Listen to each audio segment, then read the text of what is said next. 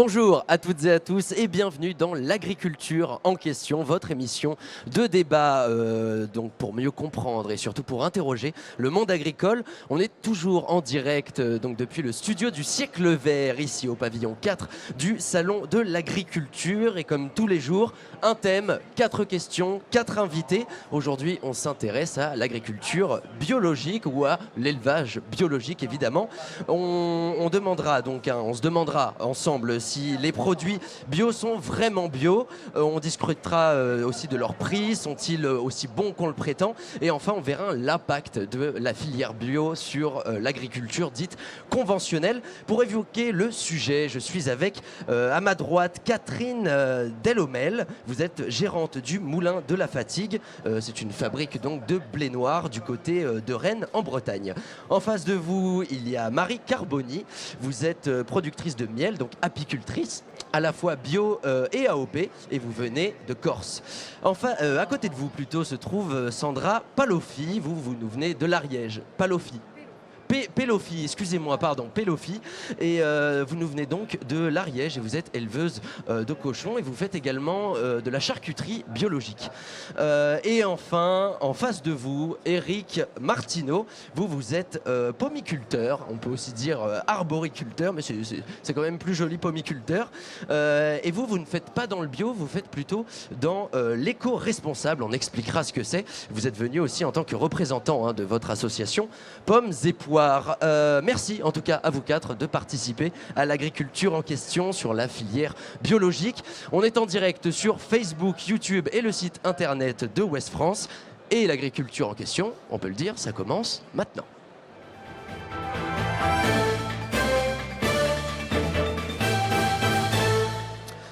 L'agriculture ou l'élevage biologique, évidemment, pose question. Et donc, pour tenter d'y répondre avant d'entamer notre débat, nous allons nous pencher sur le fait qu'un aliment ou un produit soit bio. Le bio est-il vraiment bio? Quelques éléments de réponse tout de suite avec Yanis Darras. En 2018, quasiment la totalité de la population française a déclaré avoir consommé des produits biologiques. Au cours de l'année, 3/4 d'entre eux estiment même en consommer une fois par mois au moins, et 12% d'entre eux se disent incapables de s'en passer et en consomment tous les jours. Alors, où en est concrètement l'agriculture biologique en France? Eh bien, 41 600 exploitations en 2018 étaient engagées dans l'agriculture biologique sur tout le territoire. Ça représente 155 000 emplois directs, un chiffre qui est donc en augmentation de 13% par rapport à 2017. Près de 2 millions d'hectares de surface agricole sont donc dédiés à l'agriculture biologique. C'est quasiment 10% de la surface utilisable agricole française. Forcément, la très grande majorité de la population française a un très bon avis concernant l'agriculture biologique et ils sont même 69% à déclarer privilégier l'agriculture biologique pour préserver leur santé. Résultat, le marché se porte extrêmement bien. En 2018, le bio représentait quasiment 9,7 milliards d'euros de marché. C'est bien, c'est le deuxième meilleur marché d'Europe, mais c'est moins bien par exemple que l'Allemagne qui réalise un très bon score avec un marché en 2018 égal à 10,3 milliards d'euros, Hugo. Merci beaucoup Yanis Darras pour cet éclairage donc, sur le développement du bio en France, en comparaison évidemment avec d'autres pays européens. Mesdames et messieurs, qu'en pensez-vous? Le bio en France, est-ce qu'il est vraiment bio? Non? Vous n'avez pas de... Peut-être Catherine, vous qui êtes dans le blé noir. Pour vous, est-ce que le bio en France est... est-ce que c'est réellement aussi propre qu'on veut bien le faire croire? Alors, effectivement, en principe, le bio, c'est une méthode de culture. Donc, en fait, c'est contrôlé par un organisme certificateur. Donc, en fait, on contrôle la méthode de culture sans pesticides, bien entendu. Maintenant, le bio se développe énormément. Il y a beaucoup de bio industriels. Donc, c'est vrai qu'il faut faire très attention à ce que l'on achète. D'autant que quand vous achetez un produit bio, il y a sur votre sachet une petite feuille verte. Et en dessous de la feuille verte, vous avez soit UE, qui est Union européenne, ou soit FR. Et c'est vrai que le comité national bio exige des cahiers des charges beaucoup plus stricts en France que les cahiers des charges de l'Union européenne autrement. Donc il y a faut un mieux bio choisir- européen et un bio français. Voilà, donc il faut mieux choisir sous la feuille FR que UE. Le cahier des charges est beaucoup plus strict. Vous, par exemple, Marie Carboni, en tant qu'apicultrice, vous faites donc du miel biologique. Pour vous, votre miel, il est bio, il est... Bah oui, me dire il est bio, comme madame, je dis on est tous contrôlés par EcoCert au moins une fois dans l'année. Donc oui, mon miel est bio. Après, on doit faire attention où on met nos ruches, qu'il n'y ait pas de culture dans un rayon de 3 km, pour éviter justement que les abeilles aillent butiner des arbres qui sont traités à outrance. Déjà, ça serait dangereux pour elles, parce que forcément, des insecticides, ça va les tuer, ainsi que tuer la ruche, parce que du coup, elle va ramener du nectar qui est pollué. Donc on tue nos ruches si de toute façon on les met trop près de culture. Mais justement ça, que ce soit les insectes, que ce soit le vent parfois, que ce soit aussi peut-être des animaux, au final le bio, dites-moi vous Sandra qui élevez donc des cochons dans l'Ariège, vous le bio il a vraiment ces vertus qu'on veut bien lui prêter. Alors oui, parce que d'un, on est contrôlé et ça, c'est normal qu'on soit contrôlé. Et de deux, on fait attention à ce qu'on donne à manger à nos animaux, au traitement que l'on peut leur donner en cas de maladie. On ne peut pas faire ce qu'on veut. On est très réglementé. Et moi, je rejoins Catherine, c'est que il faut vraiment consommer français et regarder la provenance des produits. C'est le plus important. D'accord, donc un bio qui serait européen, lui ne serait pas vraiment... Enfin, ce serait pas le bio Alors, à la française. Je ne dis pas que c'est pas bio, c'est bio, mais c'est pas le même cahier des charges qu'en France. Donc en fait, tout dépend, on le comprend bien, tout peut dépendre donc, du cahier des charges. Vous, Eric, vous ne faites pas dans le bio seulement, il me semble qu'un tiers de votre verger est biologique. Oui, tout à fait. Alors, donc, je fais quand même une partie de mon verger en bio, justement, et une autre partie ne l'est pas, c'est vrai, puisqu'elle est en verger éco-responsable, qui a un autre cahier des charges, puisque en éco-responsable, on prend ce qui est bien dans la culture bio et ce qui est bien dans la culture raisonnée, on va dire. Voilà, c'est un mélange des deux systèmes. Mais par contre, c'est pas incompatible avec le bio, puisque des vergers bio peuvent être éco-responsables. Le contraire n'est pas vrai, c'est-à-dire qu'un verger éco-responsable n'est pas bio, mais un verger bio peut être éco-responsable.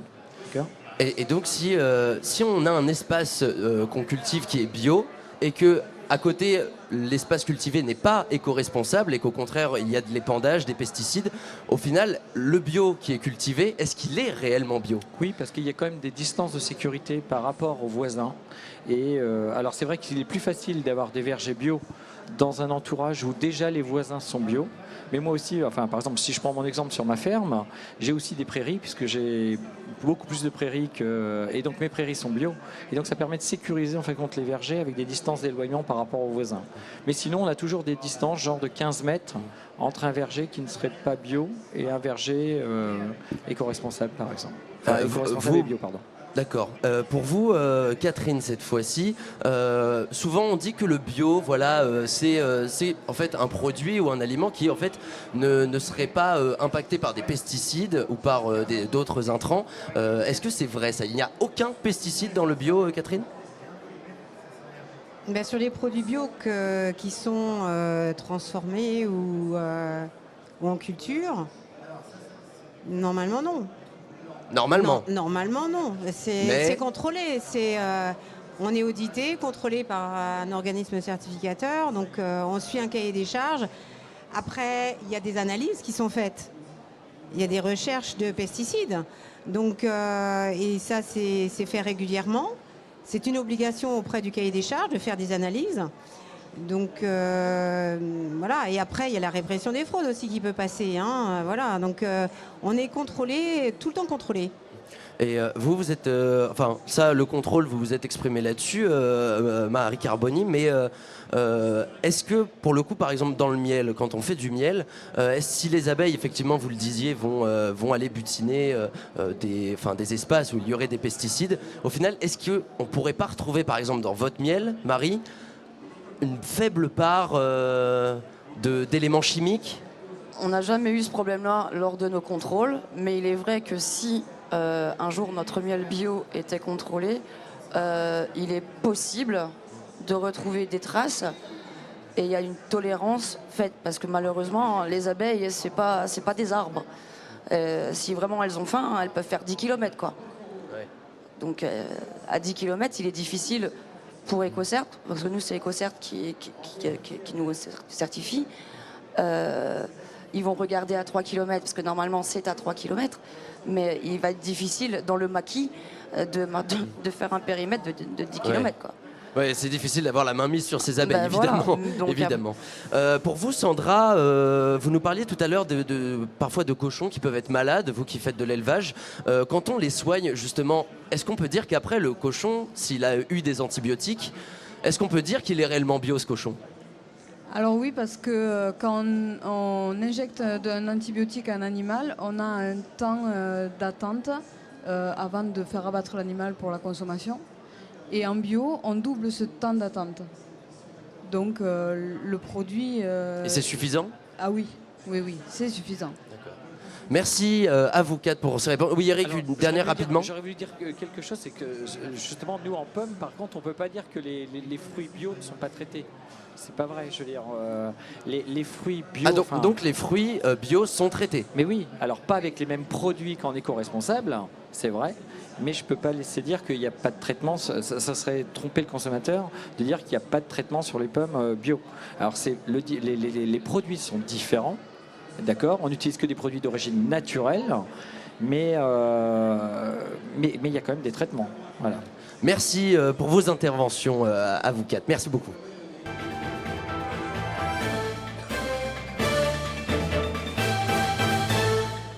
Le bio, évidemment, son prix du moins est parfois discuté. Souvent, il est qualifié de trop cher, trop onéreux. On fait un rapide point là-dessus, cette fois-ci avec Yanis Mehdi. Selon une enquête menée l'année dernière par l'association UFC Que Choisir, sur la base des 24 fruits et légumes les plus consommés par les Français, elle affirme que la marge brute de la grande distribution du bio sont 75% plus élevées que sur les productions conventionnelles. Si les grandes surfaces appliquaient les mêmes marges sur les fruits donc conventionnels et ce bio, les ménages réaliseraient près de 18% d'économie, soit 121 €. Mais pour tenter d'empêcher une chute des prix, la Fédération de l'agriculture biologique lance le label Bio Française Équitable. Il garantit aux consommateurs des légumes biologiques et surtout un prix rémunérateur pour les agriculteurs bio. Il reprend ainsi les critères de la loi européenne sur l'économie sociale et solidaire de 2014 qui définit le commerce équitable. En tout cas, c'est un argument de rentabilité qui est décliné par la grande distribution. Les produits bio étant plus périssables, les supermarchés ont besoin de marges supérieures. Mais cet argument est battu en brèche par les magasins spécialisés qui affirmeraient, eux, des prix moins chers de 19% d'après Agence Bio. Merci beaucoup Yanis Mehdi. Alors j'ai vu pendant que voilà, vous nous faisiez ce petit récapitulatif voilà, du prix des produits biologiques. Vous Catherine, vous avez fait une petite mimique, vous n'étiez pas vraiment d'accord? Non, parce que en fait les industriels ils surfent un petit peu sur cette mode du bio et ils en profitent, je pense, parce qu'en fait le bio, c'est pas synonyme d'artisanat ou de produits de la ferme, hein. C'est aussi des produits industriels. Et il y a de plus en plus de produits bio-industriels. Et les gens ne le savent pas forcément. Par exemple, vous, le blé noir que vous faites au niveau de votre fabrication, hein, je rappelle son nom, c'est le Moulin de la Fatigue. Oui. Vous traitez aussi du grain qui serait biologique? Alors nous, dans notre moulin, on produit surtout du blé noir qui a été produit sous signe de qualité officielle qui est l'IGP, l'indication géographique protégée, et qui donne l'origine, qui vous garantit l'origine de la matière première, de la graine. Et ça représente une filière qui est en Bretagne. Et la zone géographique, c'est la Bretagne historique, donc la Loire-Atlantique en fait partie. Et il y a 3 collèges, producteurs, collecteurs, stockeurs et meuniers. Alors que et moi, dans je la suis filière transformateur, meunier. D'accord. Alors que dans la filière biologique, comme vous le disiez au début, la grande distribution joue un peu sur ce côté. On est bio, donc on peut se permettre de monter les prix. Oui, oui. Mais donc nous, dans la filière, on produit du conventionnel et du bio. Mais le conventionnel n'étant pas traité, et là c'est certifié. Donc il n'y a pas le label AB, mais les deux produits ne sont pas traités. Donc ils n'ont pas le même prix parce qu'il y en a un qui a un label IGP et l'autre qui a le label IGP et AB. Mais bon, il y a une différence de prix, mais qui n'est pas énorme. Mais je Alors pense justement, que... sur cette différence de prix, peut-être vous, Eric, vous vendez à la fois du bio et donc de l'éco-responsable. Oui. Tout simplement, vos pommes, si elles sont bio, est-ce que vous Oui. les vendez plus cher? Oui, et il faut les vendre plus cher. Pourquoi? Parce que dans les vergers, on a beaucoup plus de travail manuel dans les vergers bio. Et donc cette main-d'œuvre coûte forcément plus cher. Je pense par exemple au désherbage. Il faut passer plusieurs fois, enlever l'herbe au pied des pommiers. Alors soit avec des appareils ou des outils, mais même parfois à la main ou au rotofil. Ça, c'est obligatoire. L'éclaircissage, pareil. Donc il n'y a pas de traitement pour faire tomber les pommes, mais c'est uniquement à la main qu'il faut, puisqu'il faut savoir que sur un pommier, vous allez avoir 1000 fleurs. 500 pommes et il en faudra seulement 150 à 200. Donc ça veut dire qu'il faudra enlever 200 à 300 pommes par pommier, mais je veux dire à la main. Et c'est pareil pour la taille, parce que la taille, on ne peut pas laisser les branches pousser naturellement et être très longues. Il faut tailler beaucoup plus sévère. Et ce qui veut dire qu'au lieu de tailler entre 60 et 100 heures de travail par hectare et par an, moi j'arrive à monter entre 100 et 200 heures de taille. On est pratiquement au double. Donc forcément, c'est qu'un coût de main-d'œuvre. Il faut savoir que sur le coût de la pomme, vous avez 70% des charges qui sont de la main-d'œuvre. Et dès qu'on passe en bio, alors là, on est beaucoup plus. Alors, je ne vais pas dire que le SMIC est trop cher, ça serait complètement déplacé de dire ça, mais une fois qu'on a multiplié avec les charges à 15 € de l'heure, vous imaginez le surcoût, et en plus, après, il y a une baisse de production, parce qu'en éco-responsable, on peut produire 50 tonnes hectares, par exemple, sur une golden, mais en bio, on va descendre à 25-30 tonnes hectares, et forcément, plus de travail manuel, moins de production, va faire que moi, il faut que je vende mes pommes pratiquement le double. Mais est-ce que du coup, si vous vendez à partir du double, là cette fois-ci je me tourne plus vers Sandra, vous par exemple Sandra, dans votre élevage, est-ce que c'est rentable d'avoir du bio? Alors, oui. Pour vous c'est rentable? Pour moi, c'est rentable. Après, ce qu'il faut savoir, c'est qu'on a des charges qui sont énormes quand on est en bio. Le coût de l'aliment, moi, de mes cochons, c'est le double que le conventionnel. Donc là au final c'est que le bio n'est pas très cher comme on le disait là, c'est qu'il devient vraiment trop cher pour le consommateur ensuite. En fait, le consommateur, s'il veut faire attention à ce qu'il mange et s'il veut être sûr pas de la qualité, mais que ce soit le bien-être animal, qu'il n'y ait pas de produits chimiques, tout ça, ça a un coût et on n'a pas le choix. On n'a pas le choix, sinon on s'en sortirait pas. Et ce coût justement, vous le trouvez accessible pour la plupart des citoyens, voilà, qui voudraient acheter des aliments bio? Je ne sais pas si c'est un coût accessible pour tout le monde, mais en tout cas, peut-être se poser la question de manger moins mais mieux. Maintenant, cette fois-ci, je me tourne vers Marie. Marie, vous, justement, le bio, pour vous, c'est pas du tout rentable. Ça vous a même causé quelques déboires. C'est pas que c'était pas rentable, je veux dire, à l'époque, parce que je veux dire, j'ai pas toujours été apicultrice, avant j'étais infirmière. Mon mari m'a demandé de quitter mon travail de libéral pour le rejoindre sur l'exploitation parce qu'il avait trop de travail. Les abeilles produisaient, on était à 6 tonnes de miel. Sauf que malheureusement, là, on est à 500 kilos. Donc en passant donc du classique... En 5 ans, on a tout perdu, quoi. Ah oui, donc en 5 ans, ce qui est l'équivalent, on le rappelle, de la transition pour pouvoir passer en biologique, vous êtes passé de 6 tonnes à 500 kilos. Quand je suis retournée au lycée, on a fait 6 tonnes de miel. C'est une année à 6 tonnes de miel. Et au fil des années, on a vu la production chuter. Et comme madame, c'est pareil, je veux dire, le traitement anti-varroa, ça nous coûte un bras. Quand les abeilles sont malades ou qu'elles ont faim, nous, on n'a pas le droit de les nourrir. Où il faut justifier que l'abeille est en danger et acheter du sucre bio. Sauf que le sucre bio ou les pains de candy, c'est le double, voire le triple d'1 kilo de sucre. Et là-dessus, justement, pour vous, Marie, est-ce que même le fait que voilà, les grandes surfaces, potentiellement, ou alors les petites épiceries, vendaient peut-être vos miels un peu plus cher puisque c'était bio, malgré tout, voilà, l'argent ne rentrait pas, c'est ça? Après, c'est toujours mieux aussi de vendre nos produits nous-mêmes. Je veux dire, après, c'est pour ça qu'on est tous là, qu'on fait les marchés, qu'on fait les foires. Je veux dire... vaut mieux que ce soit de la vente directe et ne pas passer par les magasins. Bien sûr que c'est un plus, parce qu'après, les gens, ils connaissent nos produits dans les magasins, ils vont venir à la maison les acheter, mais c'est toujours mieux, et je pense que mes collègues seront d'accord, vous préférez vendre vos pommes vous-même, plutôt que de passer par Carrefour, si vous étiez à Carrefour. Oui, donc Je suis pas contre Carrefour, hein, je vous rassure. Oui. Non, Eric, mais oui, on rappelle. Carrefour, on va dire que c'était juste une enseigne, mais je veux dire, c'est des épiceries fines, on en a, parce que voilà, je veux dire, il faut y en avoir. Mais je préfère vendre mon miel toute seule. Ouais, en fait, en étant soi-même vendeur, ça fait que du coup, ça devient plus rentable parce qu'en fait, les grandes surfaces font de la prédation, en fait, se font des marges mirobolantes. C'est ce que vous-même vous vivez avec le blé noir, Catherine? Oui, c'est ce que je vis aussi au niveau des biocop, par exemple. Moi, j'ai un prix, comme je produis à l'ancienne sur meule de pierre, donc moi, je produis 1 tonne pour 9 heures de travail, donc c'est très très long par rapport aux autres moulins, 3 fois plus de temps. Donc forcément, je ne peux pas vendre mon produit au même prix que les autres. Donc les moulins industriels, par exemple. Mais donc je n'intéresse pas les biocop parce que mon produit est trop cher et comme... Est-ce qu'il est plus vite périssable aussi? Là, cette fois-ci, je vous pose vraiment la question à tous les quatre. Est-ce que les produits bio, puisqu'ils sont moins protégés, est-ce qu'ils deviennent plus vite périssables et donc pour limiter les pertes, les grandes surfaces sont obligées de monter les prix? Ben, le miel, c'est pas périssable. Oui, Non, alors moi, pour vous, oui. C'est vrai que pour vous, Marie, c'est différent. Pour vous, Sandra, rapidement? Non, au niveau de la charcuterie, non, mais je sais que pour les cosmétiques, par exemple, il y a une date qui est de 6 mois au lieu de 12.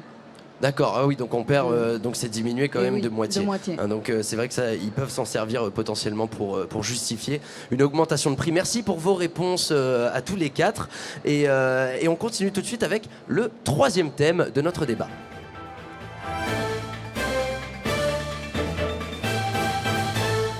La qualité du bio, voilà ce qui pose aussi question, à la fois en termes de goût, à la fois en termes de bénéfices sanitaires. Et cette fois-ci, c'est Thomas Glavieux-Moreau qui va répondre à cette question.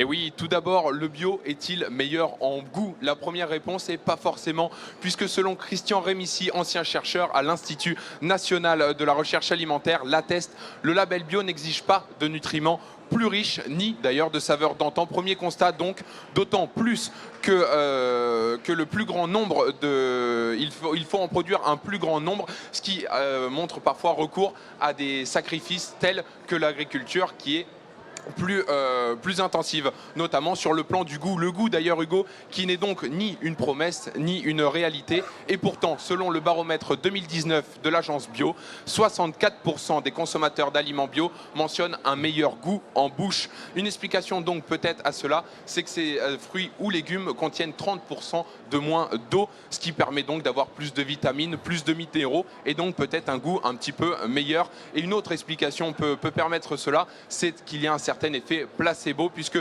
si dans notre tête le bio c'est bon, dans notre bouche cela va l'être également. Et puis une deuxième question est là, le bio est-il meilleur pour la santé? Et la réponse est oui, mais il y a plusieurs recherches qui montrent que les consommateurs d'aliments ont en tout cas un mode de vie qui est bien plus sain. Ils ne fument pas et ils ne boivent pas. Ils pratiquent une activité physique qui est donc régulière. Donc alors oui, manger bio réduit le risque d'exposition aux pesticides qui sont mauvais, mais par contre pas aux pesticides qui sont naturels, puisque eux rentrent dans le cahier des charges bio. Or aujourd'hui, on manque encore de recul nécessaire pour savoir la toxicité de ce régime bio. Et puis alors un dernier argument, il est que si nous plantons une exploitation bio sur un champ qui ne l'était pas forcément avant, qu'est-ce que ça donnerait dans l'assiette par la suite? Donc tout ça pour conclure que le système bio c'est plus un état d'esprit qu'autre chose. Merci Thomas Glavieux-Moreau. Donc pour résumer, hein, je reprends le propos de Thomas, ça veut dire que votre charcuterie, Sandra, votre miel, Marie, vos pommes, Eric, en fait, c'est du placebo, c'est pas meilleur que autre chose? Alors c'est différent, mais je suis pas sûr que justement au niveau du goût, parce qu'il n'y a pas que les traitements ou le mode de culture, parce que nous par exemple en fruits, il y a quand même la saison, il y a le terroir, les arbres, enfin voilà, c'est comme le vin en fin de compte, et d'avoir des bonnes pommes, c'est peut-être plus lié franchement au terroir et au climat que vraiment à la méthode culturelle. Alors après, ok. Du coup, pourquoi faire du bio? Parce qu'il y a une demande, parce que voilà, enfin il y a une demande sociétale qui va aussi vers le bio, mais c'est pour ça qu'on nous on a développé aussi ce côté verger éco-responsable où moi je dirais qu'une golden bio ou une golden éco-responsable, elles ont le même goût en fin de compte. Alors peut-être qu'il y a des fois un taux de matière sèche qui peut être légèrement différent, mais le sol est sûrement plus important que la technique. Donc vous, Catherine, vous êtes d'accord avec ça? Disons Le que bio, le bio, c'est une ça a- méthode de culture. Ça prouve pas que c'est meilleur qu'autre chose. Si vous voulez un produit de qualité supérieure, vous prenez un produit sous label rouge, par exemple. Voilà. Mais ça ne vous signifie pas que c'est meilleur, ça ne vous donne pas l'origine. Voilà. C'est juste une méthode de culture. Alors c'est vrai que quand les produits ont moins de produits chimiques, c'est sûr que ça ne peut qu'améliorer le goût. Mais ce n'est pas le but principal, le bio. Donc, par exemple, si je prends le cas de Marie, vous avec votre miel, votre miel, en fait, puisqu'il ne contient pas justement d'intrants, enfin d'éléments chimiques, il serait donc meilleur qu'un miel que je pourrais acheter, on parlait de Carrefour, enfin Intermarché ou d'autres, peu importe, qu'un miel que je pourrais acheter là-bas? Après, j'ai déjà goûté du miel de mes collègues corses. Du miel de châtaignerie, ça restera du miel de la châtaignerie. Il aura toujours le même goût parce que les ruches, elles sont toutes au même endroit. Donc en fait, le bio, ça change strictement rien au goût. Pour moi, je veux dire, c'est mis à part, on peut dire que c'est meilleur pour la santé. Je pense qu'au niveau du miel d'asphodèle, ça va rester du miel d'asphodèle, et le miel de châtaignier, ça restera du miel de la châtaignerie, quoi. Mais par exemple, si on prend le miel industriel, lui est souvent plus liquide. Là, on parle du miel industriel, c'est complètement autre chose, là. Ouais. Là, on sait même pas ce qu'elles butinent, les abeilles. Ouais. Donc là, c'est encore différent, c'est d'accord. carrément autre chose. Je veux dire, il y a du sucre ajouté, il y a de l'eau. Moi, voilà. j'ai déjà vu des vidéos ou même des reportages où en Chine, ils nous montraient comment faire du miel. Prends du glucose, tu prends du pollen, t'as du miel. C'est vrai que ça a l'air simple dit comme ça, mais après, est-ce qu'il est bon le miel? Non, c'est pas du miel, c'est du glucose. Vous, Sandra, par rapport à la charcuterie, une viande, si elle est bio ou pas, est-ce que le goût change? Ou est-ce que, encore une fois, c'est du placebo? Non, ça change rien du tout. C'est le savoir-faire de chaque charcutier et éleveur qui change le goût du produit, c'est tout. Le bio ne change rien à ça. Alors en fait, est-ce que du coup ça veut dire que le bio ce serait que de la com? Ce serait que du c'est meilleur, c'est meilleur pour la santé, c'est meilleur en goût, et en fait ce serait totalement faux? Non, c'est pas que de la communication. Il y a peut-être un effet de mode, c'est vrai, mais à côté de ça, moi j'ai des clients, je fais beaucoup de ventes directes.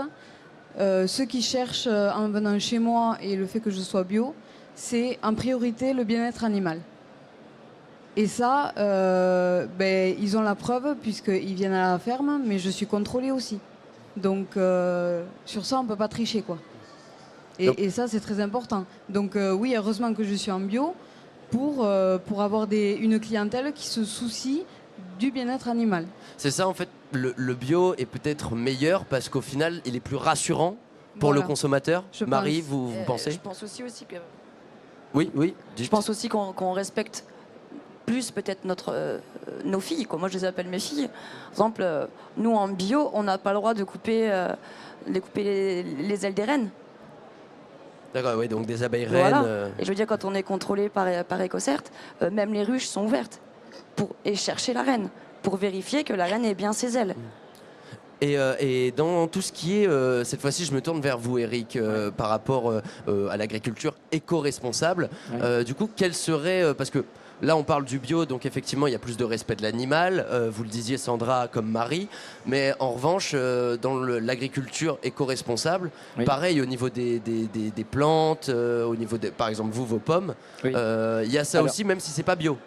Alors, nous, ce qu'on n'aime pas, c'est opposer les agricultures. Pour moi, c'est complémentaire, c'est-à-dire que les vergers éco-responsables, donc comme je vous disais, les vergers bio sont éco-responsables, bon, pas le contraire, mais en éco-responsable, par exemple, si je dois intervenir contre le puceron, je vais, c'est vrai, sûrement privilégier un insecticide d'origine de synthèse qui va tuer que le puceron, par exemple. Par contre, en bio, je n'ai pas d'insecticide sélectif, donc je suis obligé de pulvériser des huiles. mais qui vont tuer tous les insectes. Et à la limite, est-ce que ça c'est mieux, je veux dire, de mettre de l'huile et que je sais que je vais tuer les coccinelles, les cirques, les chrysopes, les insectes utiles, alors qu'en éco-responsable, non, je vais tuer que le puceron. Alors, donc parfois ok. le bio est Mais en c'est fait pour ça que je ne moins peux pas laisser respectueux. dire que c'est mieux. Alors après, je ne vais pas dire que c'est moins bien non plus. C'est un choix. On est comme si on est croyant, on n'est pas croyant. Pour moi, c'est voilà comment on peut aspirer, je veux dire, à un système. Et je ne veux pas opposer les deux systèmes, puisque moi personnellement, j'ai les deux systèmes de production dans mes vergers. Mais il y a encore des choses à faire, de la recherche. Mais pour moi, ce n'est pas qu'une solution ou la solution. Il y a des solutions, des systèmes de production différents. Mais je ne peux pas dire que ce soit mieux ou Oui, moins bien. Donc oui, effectivement, tout dépend de ça. Cette fois-ci, peut-être vous, Catherine, pour revenir sur autre chose hein, que l'agriculture éco-responsable, peut-être sur d'autres labels, hein, l'IGP, tout ça. Ça, par exemple, est-ce que du coup, le bio est meilleur et plus gage de qualité, pardon, que ces labels-là? Non, parce qu'en fait, nous, comme je vous disais au tout début, moi, je travaille avec un cahier des charges d'abord IGP.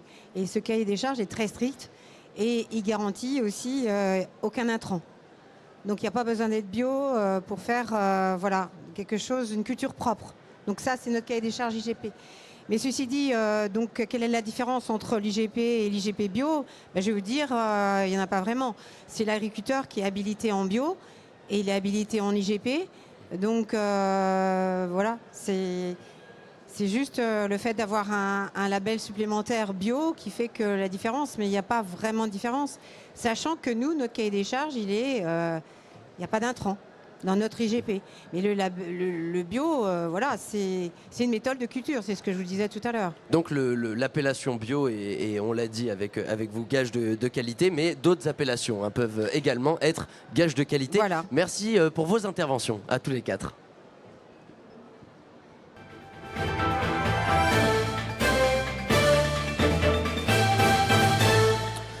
Et maintenant, le bio, cette fois-ci. Alors, c'est vrai que vous nous disiez, Eric, que vous n'aimez pas qu'on compare hein, les types d'agriculture. Eh bien, désolé, hein, c'est pourtant ce qu'on va...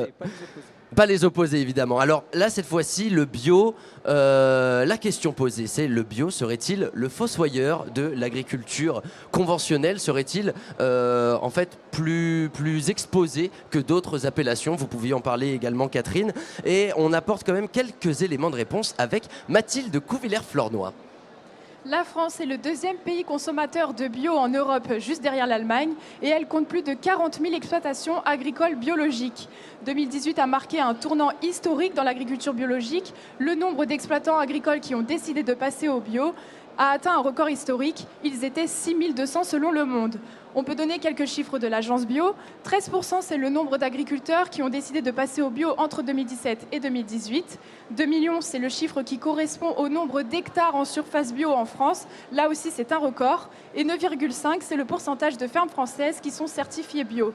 Avec ces chiffres, on peut voir que le bio a la cote. Les agriculteurs sont de plus en plus nombreux à avoir cédé à la tendance. Le gouvernement a également revu ses ambitions biologiques à la hausse. Pour 2022, l'objectif est d'atteindre 15% des surfaces bio en France. Actuellement, on en compte seulement 6,5% selon le ministère de l'Agriculture. Ces 3 dernières années, la part des terres agricoles a été multipliée par 1,6. C'est très faible, mais ça reste progressif.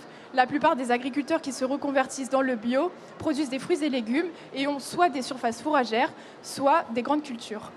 Merci beaucoup Mathilde Couvillère-Flornoy pour ces éclairages. Très rapidement, voilà, pour rebondir sur un des propos de Mathilde, le gouvernement accentue la politique pour l'agriculture ou l'élevage biologique. Vous, Sandra, est-ce que en fait, vous avez été presque contrainte de passer au bio ? Non, ça n'a pas été une contrainte puisqu'on faisait tout ce qu'il y avait dans le cahier des charges bio. La seule contrainte qu'il y a eu, c'est faire les démarches administratives et être contrôlé. Oui, voilà. Parce que on travaillait déjà comme ça avant. Ça ne nous a pas changé notre façon de travailler. J'ai vu quand vous parliez des démarches, Marie, vous avez légèrement souri, vous avez ri jaune un peu. On disait c'était 5 ans les démarches pour devenir bio. En fait, il se passe quoi pendant ces 5 ans ? On est comment on dit j'ai oublié le terme.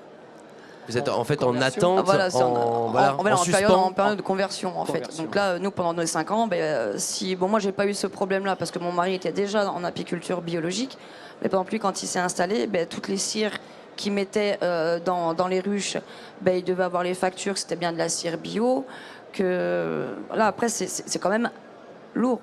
Et après il y a les contrôles, il faut remplir nos cahiers, il faut que ce soit bien rempli. Vous, par exemple, Sandra, ça a été voilà, encore une fois, cette période de 5 ans donc dans l'élevage pour vos cochons. Et en fait, pendant 5 ans, vous étiez en train de faire du bio, mais vous n'aviez pas encore l'appellation. Donc, vous ne pouviez pas être vendre votre viande Voilà, comme une viande tout à bio. fait, tout à fait. Donc c'est très compliqué parce que pendant 5 ans, on achète de l'aliment bio, on fait tout en bio et on ne peut pas étiqueter nos produits bio. Donc c'est un peu... ça, c'est le plus dur, je pense. Vous, par exemple, Eric, j'imagine que ça peut être aussi un point de vue un peu différent. Vous avez trouvé un mode d'agriculture autre que biologique, donc l'éco-responsable, qui lui se marie bien avec le bio. Oui, parce que comme je vous dis, moi une partie de mon verger est aussi bio, donc c'est aussi un choix, hein, une envie, et puis répondre aussi. Mais parce que je me considère pas du tout comme un producteur pollueur, ou au contraire, on est quand même sensible justement à l'environnement, à l'écologie. Par contre, la crainte, et ce qui nous fait peur aussi, parce qu'on m'a toujours posé la question, pourquoi je n'ai pas passé entièrement mon verger en pourquoi bio? pas 100%? Et c'est vrai que même sur le salon, excusez-moi de vous couper, mais même sur le salon de l'agriculture, pour nous, journalistes de TV Agri et de Fréquence EJ, c'est difficile de trouver des exposants qui font du 100% bio.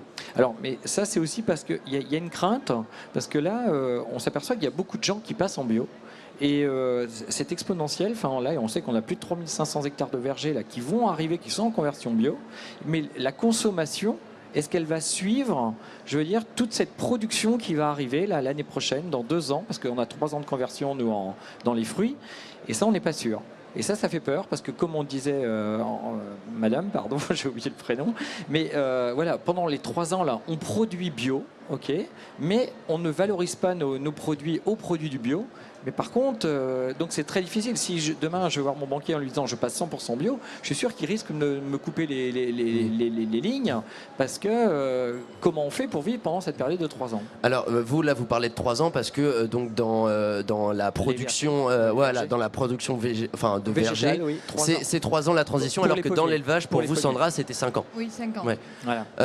Et aussi une autre question, cette agriculture, alors vous nous le disiez Eric, il y a de plus en plus de parcelles de terre qui passent au bio, mais la demande ne suit pas. Alors, pour vous, par exemple, Catherine, est-ce qu'on arrivera à écouler? C'est le cas partout, que fruits, légumes, viande? Alors moi, je dirais plutôt que c'est un problème de production. C'est-à-dire que la demande, si, je pense qu'on pourrait le vendre, enfin en tout cas en mon cas, mais il faut trouver des producteurs qui fassent du baignoire bio. C'est-à-dire que c'est ça, on n'en a pas assez. Et pourtant, là, il y a par contre, pour nous, il y a de la demande, mais on ne trouve pas assez de producteurs en bio. Sachant que le conventionnel, il n'est pas traité, donc les producteurs de blé noir, ils ne trouvent pas trop nécessaire de passer en bio. Voilà, c'est ça. Mais quelquefois, on me pose la question, mais pourquoi vous ne faites pas du 100% bio? Moi, je veux bien, mais sauf que je n'ai pas la matière première suffisante pour faire tout bio. Alors que, par exemple, pour vous, Marie Carboni, ça a été possible de passer au 100% bio. C'est plus facile quand on fait du miel, peut-être? En même temps, c'est difficile de dire écocert. J'ai 50 ruches bio et j'ai 50 ruches pas bio. Votre miel, vous le mettez où, madame, quand vous faites l'extraction? Vous mélangez les miels. Ah, donc effectivement. On pourrait avoir 50 ruches bio. Mais après, c'est le stockage, il faut nettoyer l'extracteur à chaque fois qu'on a fini d'extraire. C'est pas les mêmes maturateurs, puis ça sera encore d'autres contrôles. Ça sera encore, je pense, un peu plus fatigant pour nous, quoi. Donc là, la question, je la pose vraiment à tous les 4. Pour vous, demain, 100% de l'agriculture française biologique, c'est possible? Non? Impossible pour vous, Sandra? Non, pour moi, non. Non, parce même dans votre élevage actuellement? Dans mon élevage, si, tout est bio. Mais par exemple, même vous connaissez des éleveurs où ce serait pas possible pour eux de... Il y a des éleveurs, oui, pour qui ça sera pas possible. Mais en plus, c'est même pas ça, c'est que Notre but premier, quand même, quand on est issu du monde agricole, c'est de nourrir les gens. Et donc, il faut qu'il y ait de tout pour qu'on puisse nourrir les consommateurs, qu'on puisse nourrir la France. Donc en fait, il n'y aurait pas assez de rendement, c'est ça Eric, avec une agriculture 100% biologique, impossible de nourrir tous les Français? Ah ben, nous, on sait que de toute façon, en pommes, forcément, on produirait beaucoup moins. Et c'est pour ça que le consensus du verger éco-responsable, pour moi, est une bonne solution, parce que ça permet d'avoir des pommes saines, accessibles à tous, qui sont hyper contrôlées, comme les pommes bio. Alors après, la question qu'on pourrait se poser, est-ce qu'on doit réserver l'alimentation seulement à une élite ou des gens qui pourraient se permettre? Parce que faire tout bio, pourquoi pas? On pourrait mettre nos vergers en bio, mais il va falloir quand même qu'on valorise quand même est-ce que ça a un coût? Et est-ce que ce coût, tout le monde est d'accord de le payer, de le répercuter à l'autre bout? Je ne suis pas complètement sûr. Parce que tout le monde ne touche pas 2 000 € par mois. Et des gens qui sont à 500, 600, même moins. Et là, un kilo de pommes à 3 €, je ne suis pas sûr. Pour vous, par exemple, Catherine, est-ce qu'aussi, vous qui êtes plus spécialisée, hein, vous êtes aussi dans un comité du label rouge, vous êtes spécialisée donc dans ces autres appellations, est-ce que vous avez l'impression, depuis quelques années, même je pose la question aux autres, hein, que les appellations qui existaient avant l'appellation bio, est-ce qu'elles sont dévalorisées face au bio qui est en train de monter? Ben c'est ça, les gens oublient qu'il y a d'autres signes de qualité officiels. Donc il y a l'IGP, il y a l'AOP, le label rouge. Enfin, le label rouge est quand même assez reconnu. Avec le bio, c'est les 2 signes qui sont les plus reconnus. Mais ceci dit, il y a l'AOP et l'IGP, tout ça, ce sont des signes de qualité qui sont très, très importants et qui veulent dire quelque chose. Un cahier des charges très strict, contrôlé. Donc il faut aller vers ces signes-là aussi. Mais je pense que le bio, il y a trop de marketing autour du bio. Voilà, mais en même temps, il faut que les gens changent leur mode de consommation. Donc il faut déjà manger un peu moins de viande et de la meilleure viande. Il faut arrêter les élevages intensifs, c'est déjà ça. Pour moi, c'est un combat.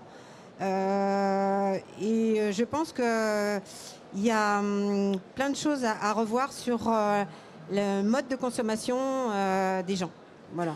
Vous, Marie, cette fois-ci pour revenir hein, donc à votre histoire au miel, justement qui est 100%, enfin quasiment 100% bio, mais voilà, vous essayez d'arrêter le bio. C'est parce que voilà, en fait pour vous, le bio n'est pas du tout fossoyeur de l'agriculture conventionnelle, il est fossoyeur des agriculteurs.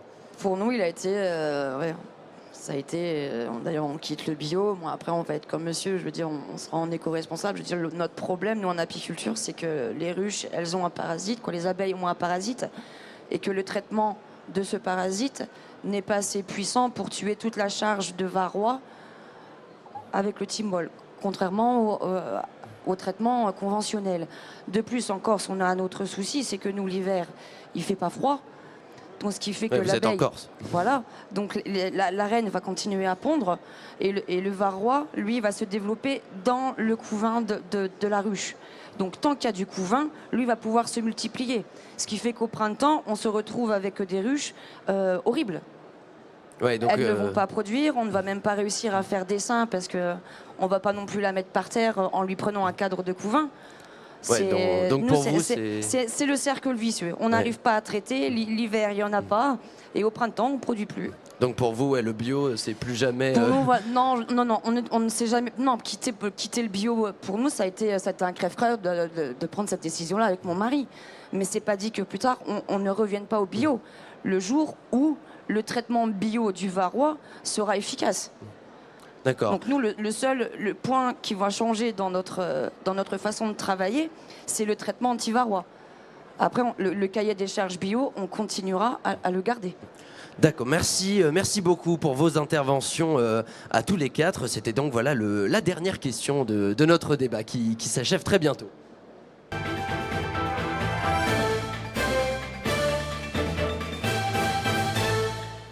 Merci beaucoup donc Catherine Delhommel. Je rappelle voilà que vous êtes gérante du Moulin de la Fatigue situé en Bretagne. Merci à vous également Éric Martineau. Donc vous êtes membre de l'association Pommes et Poires et puis vous avez également un verger avec un tiers bio on l'a dit et puis aussi éco-responsable. Pour vous c'est important l'éco-responsabilité. Merci beaucoup Sandra aussi voilà vous êtes éleveuse de porc en Ariège et puis vous êtes également voilà vous vendez de la charcuterie et de la charcuterie bio pour le coup. Merci également Marie Carboni, hein, qui est donc productrice de miel bio, mais pas pour très longtemps encore, j'imagine. Disons que non, là, on va dire que c'est mes derniers pots bio, quoi. C'est les derniers pots bio. En tout cas, merci à tous les 4 d'avoir participé à cette émission L'agriculture en question. Voilà, sur le thème de l'agriculture et de l'élevage biologique. J'espère que chez vous, vous avez pu également avoir quelques éclaircissements là-dessus. N'hésitez pas à réagir à l'émission. Donc voilà, en replay sur YouTube et sur Facebook. N'hésitez pas non plus à réagir avec le hashtag siècle vert. Pour retrouver donc l'émission en audio, c'est sur le site internet fréquencej.com dans la rubrique podcast ou bien sur notre chaîne YouTube. Merci à tous de nous avoir écoutés. Je vous donne rendez-vous demain à 17h pour un nouveau débat dans l'agriculture en question.